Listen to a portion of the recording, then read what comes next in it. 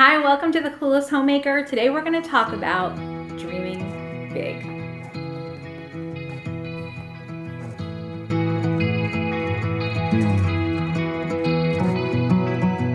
We all have these moments where we feel like the same idea or concept is coming at us from a million different directions.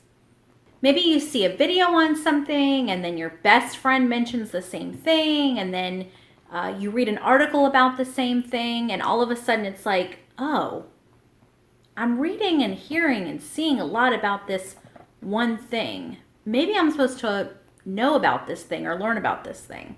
I call these moments my God hitting me over the head moments. I imagine him just like throwing different resources at me, hoping that I'll get it when one hits me, like, oh, maybe he's trying to tell me something.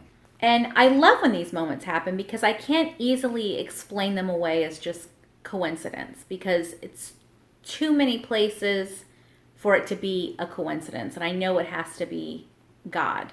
And recently I had one of these moments, a God hitting me over the head moment. By the way, this is Gwen, our new kitten. Isn't she sweet? So last year, 2019, was the very first year that God gave me a word of the year. And my word for 2019 was joy. I started hearing and reading and seeing a lot of things that really got me interested about joy in the summer of 2018. So for 6 months, God was working on me on this topic. And then throughout 2019, he kept hitting me with it. And at the end of 2019, I can tell you that I needed to know about joy. 2019 was one of the hardest years of my life. And I think if I hadn't known more about joy or really grasped that understanding that he wanted me to have about joy, I don't know that I would have made it through.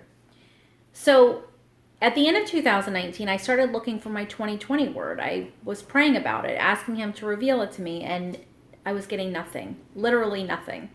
And so I thought maybe I just won't have one for 2020. I mean, 2019 was the first year I'd had one, but I really liked the idea of having a word and something to sort of focus on for the year. And then just this past weekend, it all came together in like an onslaught of him just throwing the same word at me in so many different ways, fast. It wasn't like a long drawn out 6-month thing. This was fast and furious. It started with Mel Robbins' new video challenge series called The Best Decade Ever. If you don't know who Mel Robbins is, she's an author and she does YouTube videos. She's amazing and will get you out of any funk and get you excited to like get out there and go. It started with her new video challenge series called The Best Decade Ever. I saw her video, and there's a website and you sign up for it to get daily emails, and I signed up right away. Then the Minimal Mom, who if you've been here for a while you know I absolutely love, uploaded a video talking about this Mel Robbins series and dreaming.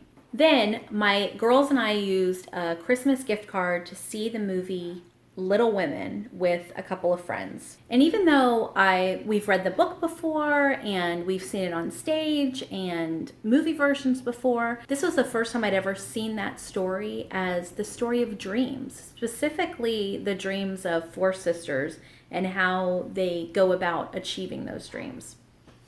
So if you haven't guessed yet, my word for 2020 is dream. And I thought it would be fun if I made this video and invited you guys to dream along with me. So there's real steps we have to take. We can't just like say, okay, we're going to dream and it's all going to be good, because we want these dreams to actually turn into something. So first things first, we have to ask ourselves, when was the last time you dreamed? Some people are really good at this. They live in this whimsical world where dreams are just a natural byproduct of thoughts and feelings, and they want to achieve dreams, and they always have a dream or a goal that they're going after, and they believe that big dreams can be achieved and that they can come to life. Then there are those people who believe that dreaming is reserved for childhood and sleeping, and when you're an adult, things are more about black and white, and this is what it is, and that's it. There's no room for dreaming of something bigger than what you have. These people really only focus on what can be seen and measured. And I think for me, I kind of float somewhere between these two worlds. I much prefer the whimsical Rebecca who dares to dream big. I find that more grown-up, realistic Rebecca is more analytical and I don't know, I really feel that way more when I'm feeling sad about life or hopeless about a situation. The problem with whimsical Rebecca, though, is that she never has a plan. She has this big dream, big end goal, but never knows how to get there. Like wanting to get to Disney World, but having no idea what roads to take or if you should drive or fly. Just, I'd really like to go to Disney World. Well, it's never going to happen if you don't have a plan and know how to get there. So maybe you're like me, maybe you float back and forth between these two places, or maybe you haven't dreamed in a long time. Maybe you haven't dreamed since you were a kid. The first thing that we need to do is remember how to dream. So if you don't know what your dreams are right now, go back to childhood. Every little boy and little girl had a dream of who they wanted to be when they grew up. So what were your dreams as a kid? Did you want to be an astronaut, a singer, a police officer? And then ask yourself, what happened to that dream? Maybe you are the thing that you wanted to be when you were a kid. But if you're not, what happened? Did your dream change or did you settle? What happened to that dream? For me, my big dream as a kid was to be an actress. In my early 20s, I went after that dream. I got an agent, I got headshots, I was cast in a couple commercials. I was an extra on the blockbuster from Justin to Kelly, The American Idol Story. Perhaps you've heard of it. If so, during the beach scene, you might see my back. Or maybe you're like most people and you've never seen it, never heard of it. The girl you say is always on your mind. You just sit and watch me walk out of your life while you talk a lot, you talk a shit, you change your mind.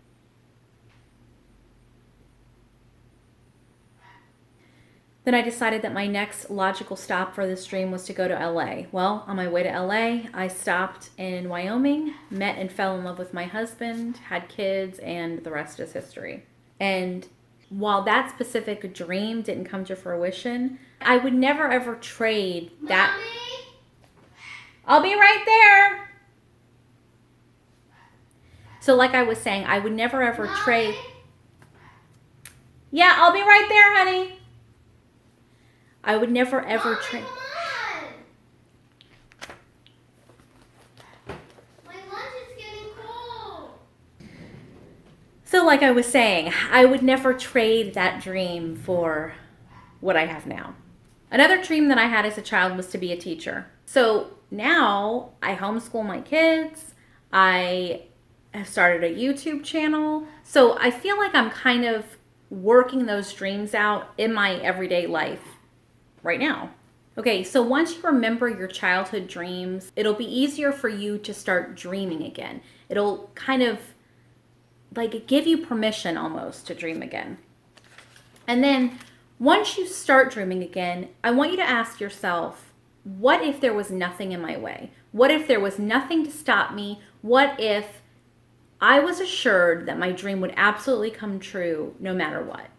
What would you dream? Does your dream look different? I think that a lot of times we feel foolish about what our dream is, or we feel like it's too big, so we put limitations on it. But don't put any limitations. Dream as big as you possibly can. The next step is to write them down, because if we don't write them down and see them day to day, we're not going to accomplish them. We have to write them down. It almost forces us to kind of have a contract with ourselves. We are going to work on this thing. We're going to make it happen. Next, work backwards. So for me, one of my dreams is to have 50,000 subscribers by the end of 2020, which is a really lofty dream, I know, but we're dreaming big.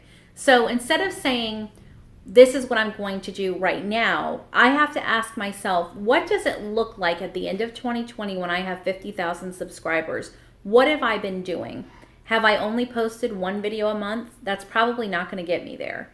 But if I post consistently 3 to 4 videos a week, then more people will see my videos, more people will see my channels. Chances are something that I say will attract one person to this video and one person to that video. Next, I would really encourage you to sign up for Mel Robbins' Best Decade Ever Challenge. I'm going to leave the link below. It's really easy to fill it out, and she'll send you an email every day. So it's super easy to download the book. It's free. And then I just had it printed off at Office Depot for around $5. They printed it and they bound it for really cheap. Next, get a partner. There's something about being accountable to somebody that makes us work harder. If you work with somebody and you both agree that you're going to encourage each other in your dreams and you're going to check in regularly and see what have you done to accomplish that, what little goals have you set for yourself this week to get to your bigger goal. Working with somebody else, even if your dreams aren't the same, will help you own it and get there. Next, you need to take steps each and every day, no matter how small they are. So, for example, with my dream of 50,000 subscribers, each and every day I need to be working on something for this channel, whether it's posting something on Instagram or planning a video or shooting a video or editing a video. Every single day I should be working on this channel to reach my goal. Finally, don't give up on yourself. No one else is going to believe in you if you don't believe in you. You may feel foolish. You may feel stupid. People may laugh at you.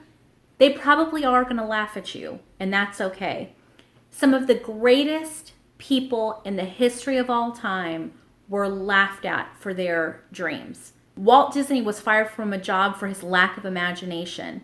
Michael Bloomberg was fired and used his severance check to start his business, of which he's now the 9th richest person in the United States because of the check he got from being fired and using that to go towards his dream.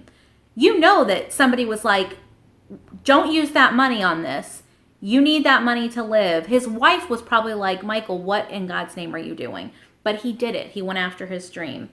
Oprah Winfrey, Albert Einstein, Isaac Newton, Dr. Martin Luther King Jr., Abraham Lincoln, all of these people were laughed at for their dreams. If you're laughed at for your dreams, you're in good company. The greatest people of all time were laughed at. And I would even go as far as to say that if you're not laughed at, then you're not dreaming big enough. Write down your dreams, take them to the most cynical, negative person you know, and if they don't laugh in your face, then there's a problem. You need to go back to the drawing board and you need to dream bigger, because you owe it to yourself to dream big. You owe it to yourself to make 2020 your year of dreams. Go after it. We're going to go after it together. And thanks so much for watching. Please subscribe below if you're not subscribed. And I would love it if you would leave a comment telling me what your big dream of 2020 is. See you next time very soon, because I'm going after my dreams. Doubts and blame. I'm a weary pirate, and my heart is made of dust and grain and spoiled champagne. I've got troubles, I've got sins, I'm my worst enemy, but I've still got a lot to give. So I said, hey, don't you wanna